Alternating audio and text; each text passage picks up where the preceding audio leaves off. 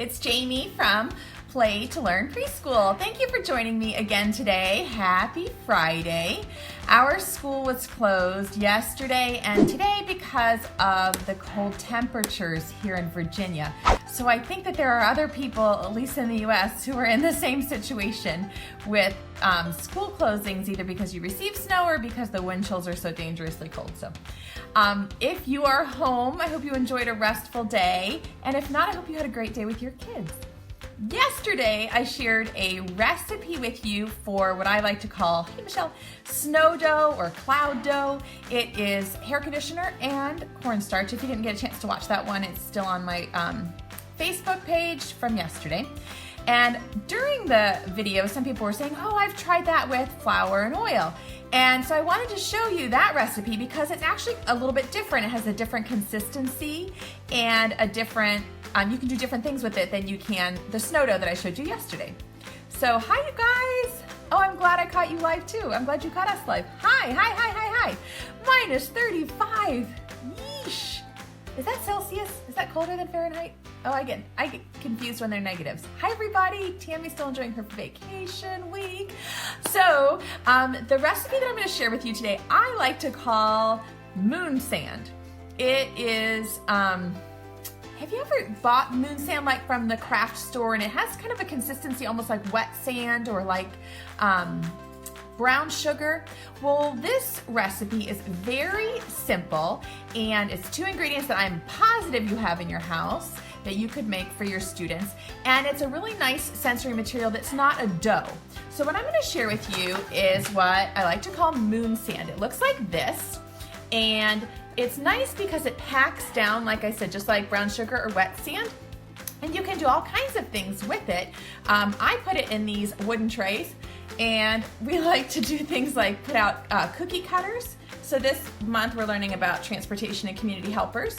So I might put out a bunch of cookie cutters. You could put little matchbox cars in here. You could put out different rolling pins and have the kids make patterns in it. I'm sorry, it's hard to hold the tray and do it at the same time. Can you guys see this? So you just pat it down, and you can make like different patterns, like a waffle pattern in it. There's all kinds of things. I'll share some more ideas with you at the end that you can do. Hey guys, thanks for joining me all the time, you people who are always with me. I appreciate it. You can do all kinds of things with it. So I'm going to show you how simple it is to make moon sand, different from the cloud dough or the snow dough that I showed you yesterday. You guys are great. Awesome. Okay, so this recipe, it's not really a recipe, also has 2 ingredients, but they're different from yesterday. And the 2 ingredients are, thanks guys, flour. You can use any kind of flour, like baking flour, you know. You can use white whole wheat flour.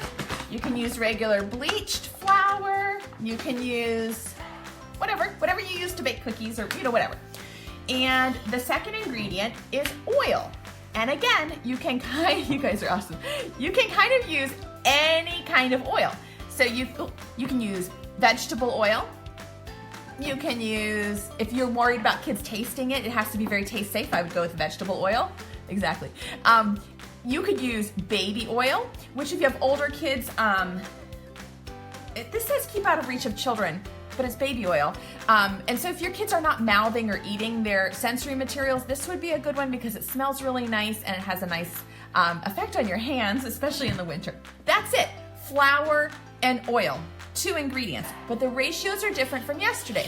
So with the cloud dough yesterday, the ratio is the same, right? You put the same amount of hair conditioner and baking soda, or I'm sorry, oh my goodness, hair conditioner and cornstarch. Y'all are making me messed up. But today is different, so pay attention. Here goes.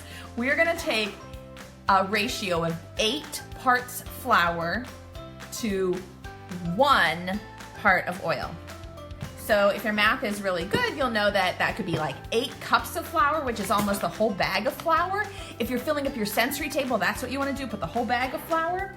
Or if you're just making little trays of it, like this one, then maybe you're gonna do what I'm gonna do here to show you, and that is put a 1/4 cup of flour. So if you're making individual servings for your kids or individual portions, you know, for them to work on, a 1/4 cup of flour. And you'll see that this one is actually some whole wheat flour that I had upstairs in my kitchen, so it doesn't really matter what kind of flour. So a 1/4 cup of flour. Oh my goodness. You guys, I tell you, I could not have a cooking show. It's not a 1/4 cup, it's a 1/2 cup. A 1/2 cup of flour. Sorry, you could do a 1/4 cup, but then you need a smaller amount of oil than I've got the measuring cup out for. I'm telling you, I'd be a terrible cooking show host. A 1/2 cup of flour, and then what you're gonna do, and I'm not good in the live too, and then what you're gonna do is put in 1/8 of whatever this amount is, 1/8 of it in oil. So 1/8 of a 1/2 cup is about a tablespoon of oil. Just do 8 to 1. So if you wanna fill this up 8 times, and then 1 time with oil, that would be an easy way to do it. I don't mean to be hilarious, I promise. Or if you're really good with math, which I feel obviously not, you could do a 1/2 cup and a tablespoon. I know I had to work you up to it. I don't know if it will stick to the carpet. It might make an oily spot. It won't stick like Play-Doh, but it might make a little bit of an oily spot. Anyway, so you've got your 1/2 cup of flour, you guys, and then 1/8 of that amount of oil. So I'm gonna use baby oil. Again, it's not a perfect exact science. So what you're gonna do is just mix it up until all of the flour is a little bit wet. It'll start to stick together, and you'll see that it's not just like a powdery flour, right? You might have to add a little bit more oil depending on your flour, depending on how well you measured it.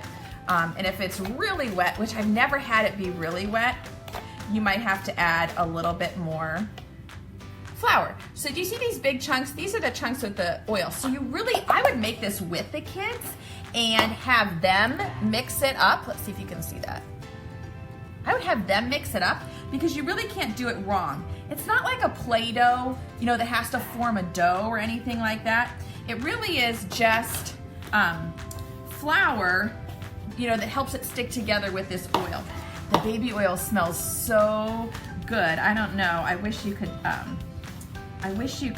smell it through Facebook Live, but I don't know if your hands are as dry as mine are from the furnace running 24/7.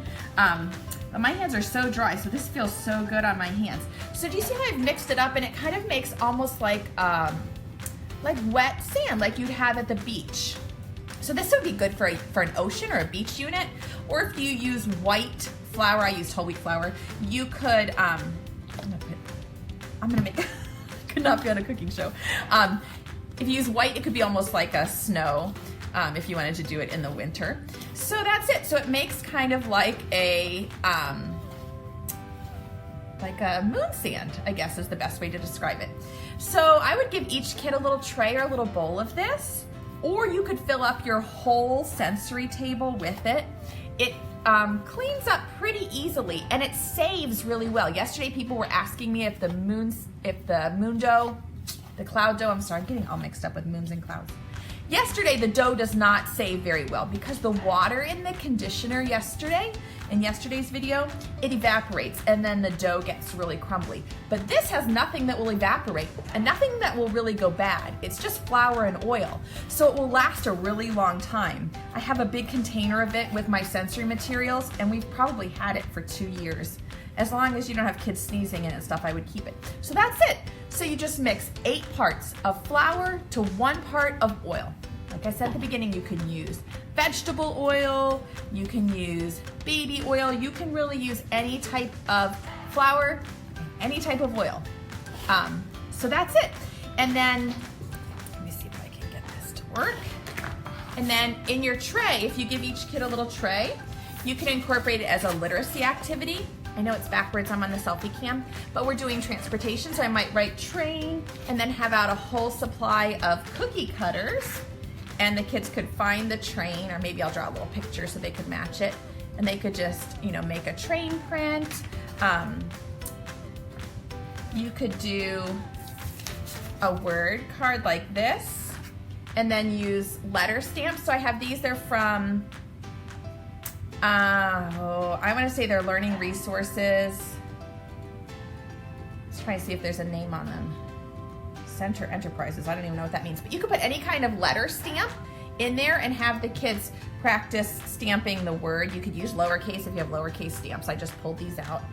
It's kind of hard to see with the light, but you know, you could put out letter stamps and have them practice writing the words. You could have them practice with their names with a popsicle stick to write in it.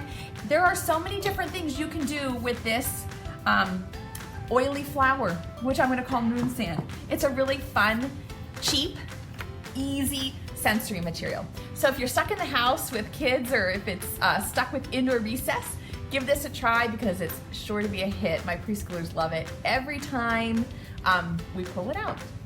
So that's that. I hope that that's helpful. I hope you have a wonderful, warm weekend. I was reading some of the comments yesterday from some of you in the Southern Hemisphere saying it's like 36, 38 degrees Celsius, which sounds so heavenly to me.